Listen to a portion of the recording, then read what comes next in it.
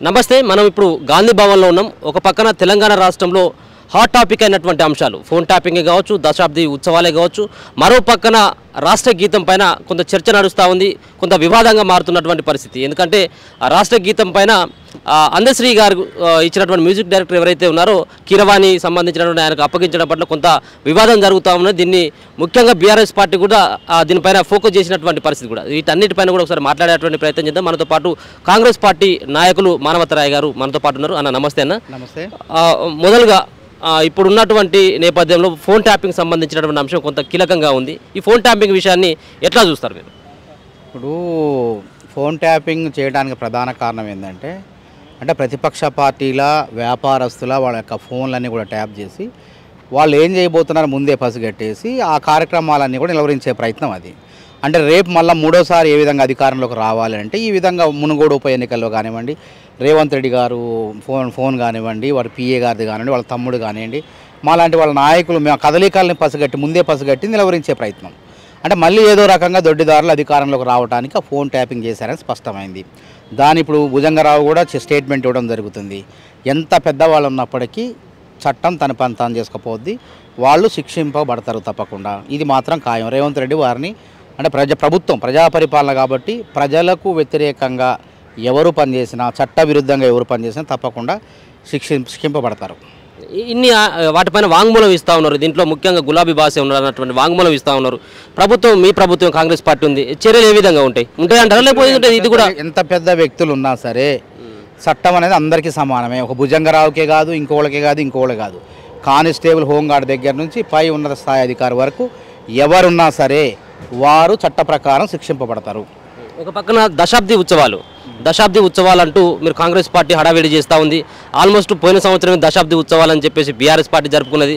మరొకసారి ముగింపు ఉత్సవాలను మేము కూడా ఘనంగా జరుపుకుంటామని చెప్పేసి కేసీఆర్ అనౌన్స్మెంట్ చేస్తూ ఉన్నాడు. దీన్ని ఏ విధంగా చూడొచ్చు? అప్పుడు తొందరపడి ముందే కోసింది కోయిల్ అన్నట్టు 9 సంవత్సరాలకే 10 ఏళ్ల ఉత్సవాలు చేశారు. ఇది కరెక్ట్, సరైన సమయం. ఇప్పుడు చేయాలి 10 ఏళ్ళు. సో ఆ 10 ఏళ్ళు చేస్తే కరెక్ట్గా ఉంటుంది.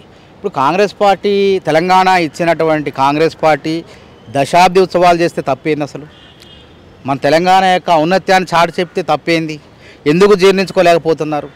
10 ఏళ్ళు తెలంగాణ అస్తిత్వాన్ని మొత్తం చంపేశారు. జయ జయ హే తెలంగాణ అనేటువంటి రాష్ట్ర గీతాన్ని అధికారికంగా ముఖ్యమంత్రి రేవంత్ రెడ్డి గారు ప్రకటించి స్వరపరుస్తుంటే ఎందుకు తట్టుకోలేకపోతున్నారు? ఈ మేధావులంతా కూడా ఎక్కడ పడుకున్నారు? అప్పుడు ఎందుకు ప్రశ్నించలేదు? ఒక అందశ్రీ రాసినటువంటి జయ జయ హే తెలంగాణ గీతాన్ని ఎందుకు రాష్ట్ర గీతంగా ప్రకటించరని చెప్పి కేసీఆర్ని ఎంతమంది ప్రశ్నించారు? ఇప్పుడు మాట్లాడేటువంటి మేధావులు. ఆ మాటలకు అర్థం ఉంది? అసలు వాళ్ళు ఎవరు అసలు మాట్లాడేది? వాళ్ళు ఏ రోజు కూడా మాట్లాడిన వాళ్ళు ఈరోజు మాట్లాడుతున్నారు. అర్థమైంది? కావాలని వివాదం లేని దాన్ని వివాదం సృష్టించి రాజకీయ లబ్ధి పొందే ప్రయత్నం జరుగుతుంది. మరి ఇప్పుడు మాట్లాడినటువంటి కొంతమంది ఎందుకు అప్పుడు ప్రశ్నించలేదని చెప్పి నేను అడుగుతున్నాను. కాబట్టి ఇవన్నీ కూడా కోడిగుడ్డు మీద ఈకలు బీకే చర్యలు తప్ప దానివల్ల ప్రయోజనం ఉండదు. ఏముంటుంది? ఈకలు బీకితే కోడిగుడ్డు మీద ఉంటాయి, ఈకలు ఉంటాయి. కాబట్టి ఆ విధంగా ప్రయత్నం చేస్తాను. ప్రజల్లో ఏదో విసురుదాము అందుస్తారు, కానీ ఇవన్నీ అడిగిపోయినాయి. మరి ఇప్పుడు టీఆర్ఎస్ పార్టీ అనేది తెలంగాణ రాష్ట్ర సమితి బీఆర్ఎస్గా మారిపోయింది. మరి అప్పుడు ఎందుకు మాట్లాడలేదు? తెలంగాణ ఉద్యమ సమయంలో నెంబర్ ప్లేట్ల పైన, వాహనాల నెంబర్ ప్లేట్ల పైన టీజీ అని రాసుకున్నాం. మనం స్వచ్ఛందంగా మా బండ్లకు పెట్టుకున్నాం, తిరిగిన ఉస్మానియాలో ఎక్కడ పడితే అక్కడ. మరి ఆ తర్వాత టీఎస్ అని ఎందుకు వచ్చింది? దాన్ని ఎందుకు ప్రశ్నించలేదు? అప్పుడు ఏడబడుకున్నాడు ఈ మేధావులంతా. ఇక్కడ అందశ్రీ గారు ఒక తెలంగాణ బిడ్డ రాసిండు, ఒక సహజ కవి, ఆసు కవి. ఆయన మేము ఆమరణ దీక్ష చేసినప్పుడు ఆర్ట్స్ కళాశాల ముందే ఆయన నోటి ద్వారా ఆ పాట అట్లా వచ్చేసింది. మేమందరం కలిపి ఆయనతో కలిపి పాడిన అదే రాష్ట్రగీతమైంది. 10 ఏళ్ళు అమలు చేయలేదు. అసలు ఆ రాష్ట్రగీతాన్ని వాళ్ళకి దరిదాపులు పట్టించుకోలేదు, ఎన్నడూ పట్టించుకోలేదు. ఎక్కడ కూడా పాడని ఆలపించనే లేదు. అట్లాంటిది అలా రేవంత్ రెడ్డి దాన్ని అధికారికంగా ప్రకటిస్తుంటే కడుపు మంట ఎందుకు అంటున్నా? కీరవాణి అయితే తప్పేంది? ఇప్పుడు ఇళయరాజా ఎక్కడోడు? తమిళనాడు వ్యక్తి, ఒక దళితుడు. ఆయన అద్భుతమైనటువంటి సంగీతాన్ని అందరికి అందిస్తుంటే ఆస్వాదిస్తానో లేదా? ఆయన సంగీతానికి, కళాకారులకి కులాలు మతాలు అంటగట్టే వీళ్ళని చూస్తే అసలు నవ్వు వస్తుంది. వీళ్ళని అలాంటి వెధవల్ని తరిమి కొట్టాలి. అసలు ఇంకేంది? అసలు ఇలా ఈ తెలంగాణ రాష్ట్రం వచ్చేసింది, సోనియా గాంధీ గారు ఇచ్చారు. అసలు వీళ్ళకి ఏం చరిత్ర పట్ల ఏం అవగాహన ఉంది? ఎక్కడనుందా? ఒక కళని కానివ్వండి, దీన్ని కులాల పరంగా, మతాల పరంగా, ప్రాంతాల పరంగా చూడం. అక్కడ కవి, గాయకుడు, ఆ బాణి రాసిన వాడే పాట పాడిండు. ఆ పాట పాడిన వ్యక్తి ఇష్టం అది ఎవరికి ఇవ్వాలనేది. ఆయన నచ్చింది కీరవాణి. ఆయన ఆంధ్రానో తెలంగాణనో ఇవ్వలే కదా, సాటి తెలుగువాడు. తెలుగువాడికి ఇచ్చింది తప్ప పక్కన వేరేవాడు ఇలే కదా. మరి వీళ్ళు ఉన్నప్పుడు 10 ఏళ్ళు మరి బీహార్ సిఎస్ ఉన్నాడు, చీఫ్ సెక్రటరీ ఉన్నాడు, బీహార్ అధికారులు ఉన్న కీలకమైన శాఖల్లో ఉన్నారు. అప్పుడు ఈ మేధావులు అడిగిపోయారు, ఫస్ట్ ఎందుకు ప్రశ్నించలేదు, ఇప్పుడు ఎందుకు మాట్లాడుతున్నారు? ఇక కీరవాణి తెలుగువాడికే ఇస్తే తట్టుకోలేకపోతున్నారు. మరి బీహార్ వాళ్ళ చేతుల్లో ఈ రాష్ట్రం మొత్తం అప్పుడు ముఖ్యమంత్రి మాజీ ముఖ్యమంత్రి కేసీఆర్ గారు పెట్టినారు కదా, మరి అప్పుడు ఎందుకు ప్రశ్నించలేదు? తెలుగు అధికారులు ఎంతోమంది ఆంధ్రాలో ఉన్నవారు మేధావులు ఉన్నారు, తెలంగాణ అధికారులు ఉన్నారు. ఇప్పుడు ఆకునూరు మురళి పదవిని ఆయనకు ప్రాధాన్యత ఇవ్వకుండా పక్కన పెట్టేస్తే ఆయన ఆంధ్రా పోయి అక్కడ ఏదో చేసుకున్నాడు. మరి అప్పుడు ఎందుకు మాట్లాడలేదు? ఆకునూరు మురళి పదవి బీకినప్పుడు ఈ మేధావులంతా బీహార్ వాళ్ళకి ఎందుకు అధికారం ఇస్తా అంటే ఎందుకు మాట్లాడలేదు? అందుకే ఇవన్నీ ఏంటంటే పనికి మాలిన చెత్త వేదవులు ఖాళీగా కూర్చొని ఏదో ఒకటి వాగుతుంటారు, ఈ వాగును పట్టించుకోరు. ఇలా రేవంత్ రెడ్డిని అభినందించాలి నువ్వు. 10 ఏళ్ళు ఒక ఉద్యమ నాయకుడుగా కేసీఆర్ గారు చేయలేని పని రేవంత్ రెడ్డి ఒక రాష్ట్ర గీతాన్ని ఒక అందశ్రీ లాంటి ఒక సహజ కవి అట్టడుగు వర్గాల నుంచి వచ్చినటువంటి వ్యక్తి ఈరోజు రాసినటువంటి ఆయన పాటను ఒక రాష్ట్ర గీతంగా పెడుతున్నారంటే ఎంత అభినందించాలి మనం అసలు?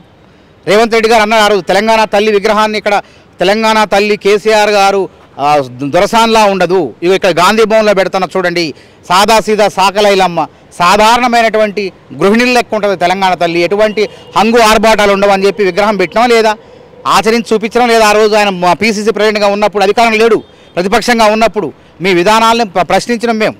కాబట్టి ఇవన్నీ కూడా ఏంటంటే వాళ్ళకి ఇప్పుడు ఏమీ లేదు రాజకీయం చేయడానికి. అన్ని సంక్షేమ పథకాలు అమలవుతున్నాయి. రుణమాఫీ ఆగస్టు 15వ తారీఖు లోపు చేయడానికి మొత్తం ప్రణాళిక మొత్తం సిద్ధమైపోయింది. రైతు బంధు అయిపోయింది, 6 గ్యారంటీలు అమలవుతాయి, 500 రూపాయలు సబ్సిడీ వస్తుంది, ఇంకా మిగతా కార్యక్రమాలను కూడా చేయబోతున్నాం. కాబట్టి ఏం చేయాలి? ఒక సెంటిమెంట్ని మళ్ళీ రగిలించాలి. ఈ సెంటిమెంట్తో ఆయింట్మెంట్ పూతారు, కానీ వాడు రాసిన సెంటిమెంట్ వాడి గాయానికి అది వాడికి అది పిచ్చి పిచ్చిగా అర్థం కావట్లేదు, రెచ్చిపోతుంది ఆ పుండు మొత్తం కూడా. వాడికి అర్థం కాక మెడకాయ మీద తలకాయ లేని మాటలు ఇవన్నీ కూడా లేకుండా ఈ అందశ్రీ ఇప్పుడు తెలంగాణ రాష్ట్ర గీతాన్ని ఒక కవి ఇప్పుడు ఎవరు రవీంద్రనాథ్ ఠాగూర్ రాసిండు, బకింగ్ చంద్ర ఛత్రపతి వందే మాత్రం ఎవరు రాశారు, జనగణమన ఎవరు రాశారు, మనందరం అంగీకరించట్లేదా? ఉదాహరణ చెప్తాను, పింగళ వెంకయ్య ఎవరు? సాటి తెలుగువాడు, ఒక తెలుగు వ్యక్తి. ఆయన భారత జాతీయ పతాకాన్ని రూపొందిస్తే మనం అందరం భారతీయులందరూ కలకత్తా కూడా ఆమోదిస్తాడు, బీహార్ కూడా ఆమోదిస్తాడు, ఉత్తరప్రదేశ్ భారత జాతి మొత్తం కూడా ఆమోదించింది కదా. ఈ సిగ్గులేని మాటలు ఎందుకు మాట్లాడతారు మీరు? అసలు మీకు అవగాహన బుద్ధి ఉందా? బుర్రలో బుద్ధుని మాట్లాడతారా? స్వతంత్ర పోరాటంలో కీలక పాత్ర వహించింది ఏ పార్టీ? కాంగ్రెస్ పార్టీ. కాంగ్రెస్ పార్టీ పోరాట ఫలితంగా కదా బ్రిటిష్ వాళ్ళ నుంచి మనం స్వేచ్ఛను పొందింది, స్వతంత్రాన్ని పొందింది. మరి ఆ పార్టీని స్థాపించింది ఎవడరా మీకు తెలుసా? బుద్ధి ఉందారా? చదువుకున్నారా మీరు? ఎవడు ఏఓ హ్యూమ్ అనేటువంటి ఒక బ్రిటిష్ ఒక విదేశీ వ్యక్తి స్థాపిస్తే ఆ జాతీయ అందరు అధ్యక్షులయ్యారు. అది భారత స్వతంత్ర పోరాటంలో కీలక పాత్ర పోషించి స్వతంత్రాన్ని తీసుకొచ్చి మనకు స్వేచ్ఛా వాయువులను అందించిన పార్టీ. ఈ మాత్రం లేదరా మీకు? బుద్ధి లేదా? తెలంగాణ కవులు లేరంటలేదు, కళాకారులు లేరంటలేదు, సంగీత విద్వాంసులు లేరంటలేదు, ఉన్నారు. వారిని గౌరవించుకుందాం. ఆ రోజు ఎవరు అవమానపరిచారు, ఎవరు గౌరవించారు చెప్పండి? ఇలా ఉద్యమకారులందరికీ కూడా రేవంత్ రెడ్డి గౌరవిస్తానంటాడు, 250 గజాలు ఇస్తానంటాడు, తామ్రపత్ర గుర్తింపత్రాలు ఇస్తానంటాడు. మరి మీరేం చేశారు? అడిగిన వరా నువ్వు ఎవడన్నా మాట్లాడిండి ఆ రోజు? ఎందుకు లేదురా ఉద్యమకారులు? ఛత్తీస్గఢ్లో మరి జార్ఖండ్లో ఉద్యమకారులను గౌరవించి వాళ్ళకి వడ్డీ లేని రుణాలు 50 లక్షల కోట్ల రూపాయలు ఇచ్చారాడ. వాళ్ళకి ఉచితంగా మాఫీ చేసి పడేశారు, అన్నీ కూడా ఇల్లు ఇచ్చారు, ఉద్యోగాలు ఇచ్చారు. మరి అట్లా మనం మేము అడిగితే అప్పుడు ఈ ఎదవలు ఎవడు కూడా మాట్లాడలేదు. ఎందుకు మాట్లాడలేదు? మరి ఇలా తెలంగాణ చిత్ర పరిశ్రమ పరిస్థితి ఏంది? తెలంగాణ వాడు ఎవడన్నా ఉన్నాడు? అసలు చిత్ర పరిశ్రమ ఉన్నదా? ఏమన్నా వచ్చినాయి తెలంగాణకి? తెలంగాణ వాడు సినిమా తీస్తే ఎక్కడ కూడా థియేటర్లు కూడా ఇయ్యరా? ఎక్కడ ఎవరిని ప్రోత్సహిస్తాను తెలంగాణ వాడిని? చెప్పండి. ఎందుకు మనం ఇట్లా ప్రశ్నించలేని తెలంగాణ బిడ్డల్ని నటులుగా తీసుకోవాలి? ఎందుకు మాట్లాడరా మీరు? అసలు తెలంగాణ వాళ్ళని ఎందుకు నటినట్లుగా తీసుకోరు? హీరోయిన్లుగా ఎందుకు తీసుకోరని ప్రశ్నిస్తే ఒక అందం ఉండేది, చందంగా ఉండేది, ఒక పోరాటం అయ్యేది. ఇది ఏందిరా బాబు తలకాయ లేని ప్రశ్నలు ఇవన్నీ? మెదడులో పియ్యి ఉన్నది, వాడికి పెండ ఉన్నది ఆ మాటలు మాట్లాడినోడికి. అరే కీరవాణి ఒక అద్భుతమైనటువంటి సంగీత దర్శకుడు, ఎన్నో ఆహ్లాదకరమైనటువంటి పాటలను మనకు అందించిన వ్యక్తి. ఆయన్ని ఆ పాట వినేటప్పుడు మనం వాడు ఆంధ్రోడు వీడు తెలంగాణ చూస్తావా? ఆ పాటలో ఆ మాధుర్యాన్ని శ్రావ్యతను మనం అనుభవిస్తాం, ఆ ఉర్రూతలూగిపోతాం. అట్లాంటిది ఈ మాత్రం కూడా ఇంగిత జ్ఞానం లేకుండా మాట్లాడతారు. కీరవాణి మాకు మంచి స్వరకర్త, ఒక సంగీత విద్వాంసులు లెక్కే చూడాలి తప్ప ఈయన ఆంధ్రోడు వాడు తెలంగాణవాడు ఇవన్నీ ఇక్కడ ఊళ్ళు లేడా అని మాట్లాడటం అనేది సరైనది కాదు. మీరు ప్రశ్నించాల్సింది అప్పుడున్నటువంటి పాలకుల్ని, ఎందుకు రాష్ట్ర గీతంగా అమలు చేయలేదు ఈ 10 ఏళ్ళు అని మాట్లాడకుండా ఇప్పుడు మాట్లాడుతూ ఉద్దరకూతలన్నీ కూస్తున్నారు. కాబట్టి ఒళ్ళు దగ్గర పెట్టుకొని మాట్లాడాలి. రేవంత్ రెడ్డి మంచి చేస్తాడు, ఆ మంచిలో ఏదో తప్పులు ఎతకాలని ప్రయత్నం చేస్తున్నారు. మీరు పప్పులో కాలేస్తారు ఈ విధంగా మాట్లాడితే. ఒక పక్కన బీజేపీ వాళ్ళు కూడా ఆరోపిస్తాను రేవంత్ రెడ్డి పైన. Revanth Reddy R tax, be tax అని బట్టి విక్రమార్క, యూ ట్యాక్స్ అని చెప్పేసి ఉత్తమ్ కుమార్ రెడ్డి అని. దీన్ని ఏ విధంగా చూస్తారు మీరు? ఇప్పుడు వాడు బీజేపీ వాడికి ధమాక్ లేదు. 420 ఉన్న గ్యాస్ బండ ఇలా 1400-1300 పోయింది మొన్నటిదాకా. కాంగ్రెస్ పార్టీ వచ్చి ఈ రాష్ట్రంలో 500 రూపాయలు తగ్గించింది. మరి ఆడికి పోయినారా అప్పుడు మీరు? అది ట్యాక్స్లు వేసేదే మీరు, ఇలా మీరు పబ్బం గడుపుకునేది మీరు. ఇలా పెట్రోల్ డీజిల్ ధరలు అంతర్జాతీయంగా బ్యారెక్ల సముద్ర ధర, ఒక బ్యారెక్ సముద్ర ధర తక్కువగా ఉంటే మరి ఎందుకు పెట్రోల్ డీజిల్ ధర తగ్గట్లేదు? ఎవరు సుంకాలు వేస్తున్నారు? కేంద్ర పనులు ఎవడేస్తున్నారు? వాటి మీద సిగ్గు లేకుండా మాట్లాడుతూ, తెలియకుండా, అవగాహన లేకుండా మాట్లాడుతున్నారు. మీరు పరిపాలించిన ఏం జరిగింది? కేంద్రం అసలు ఏం చేశారు? మీరు ఈ దేశానికి ఏం చేశారంటున్నా? కాంగ్రెస్ పార్టీ పుణ్యమే ఈరోజు ఆర్థిక సంస్కరణల పుణ్యమే ఈ దేశం ప్రపంచ దేశాలతో పోటీ పడుతుంది. ఒక మన్మోహన్ సింగ్, పివి నరసింహ లాంటి ప్రధాని, మన్మోహన్ సింగ్ లాంటి ప్రధానులు, సోనియా గాంధీ, రాహుల్ గాంధీ లాంటి ఆర్థికవేత్తలు ఉన్నారు ఇక్కడ. మీ దగ్గర ఉన్నారు భావోద్వేగవేత్తలు. ఈ విధంగా రెచ్చగొట్టి పబ్బం గడుపుకునే ప్రయత్నాలు తప్ప సొంత కాళ్ళ మీద నిలబడి సొంతగా ఆలోచన చేసేటువంటి బుద్ధి వాళ్ళకి లేదు. కాబట్టి బుద్ధి లేనివాడు ఏదో ఒకటి మాట్లాడతాడు. కాంగ్రెస్ పార్టీ ట్యాక్స్లా అంటే కాంగ్రెస్ పార్టీ అమలు చేస్తుంటే సంక్షేమ పథకాలు తట్టుకోలేక ఈ విధంగా వాళ్ళు వాగుతున్నారని చెప్పి మనకు స్పష్టంగా అర్థమైపోయింది.